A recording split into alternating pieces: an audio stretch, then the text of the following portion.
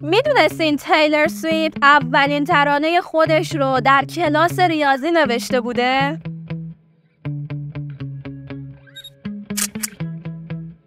جایگاه تیلر سویفت بعد از سرودن ناگهانی اولین ترانه‌اش در قلب مردم به حدی زیاد شده که آگاهی از مسیر موفقیت این ستاره میتونه روشنی بخش انگیزه‌هات بشه.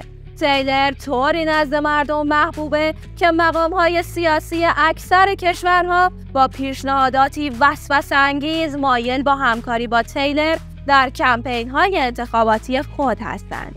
آخر این ویدیو به جدیدترین پیشنهاد همکاری یک مقام بلندپایه با تیلر خواهیم پرداخت. پس تا آخر ویدیو با ما همراه باشید.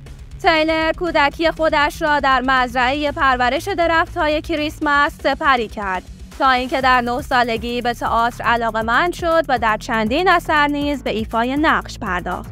پس از آن تیلر نوجوان با الهام از مادر بزرگش که خواننده اپرای توانمندی بود به خوانندگی روی آورد و نوارهای ضبط شده خودش را به شرکت‌های بزرگ تولید موسیقی ارائه می‌کرد.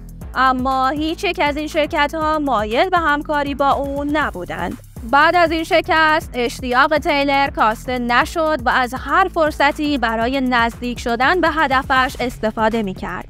مثل آموختن گیتار از نوازنده دورگرد محلهشان.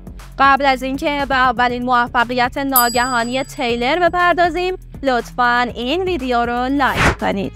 تیلر 14 ساله بود که اولین ترانه خودش را با الهام از زندگی شخصیش در کلاس ریاضی مدرسه نوشت و با کمک معلم دورگرد گیتارش آن را کامل کرد. به همین منوال با انتشار چندین آهنگ از تیلر، شرکت‌های بزرگی خواهان همکاری با او شدند و تیلر جوان تبدیل به اعجوبه‌ای استثنایی در دنیای هنر شد. بیشک جرقه ناگهانی موفقیت برای تیلر جوان حاصل امید، انگیزه و استمرار نامحدود او بوده.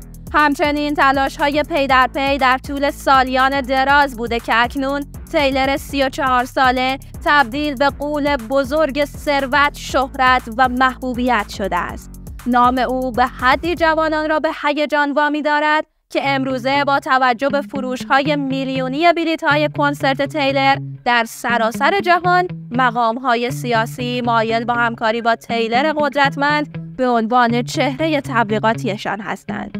جدیدترین پیشنهاد سیاسی تیلر مربوط به انتخابات اتحادیه اروپا بوده که از تیلر خواسته شده بود فقط چند دقیقه در تیردست دوربین‌های رسانه قرار بگیرد تا مردم به شرکت در انتخابات تشویق شوند. اما همانطور که انتظار می‌رفت، تیلر محبوبیت بیمانند خودش را به وعده‌های پوشالی سیاسی نفروخت و این پیشنهاد را رد کرد.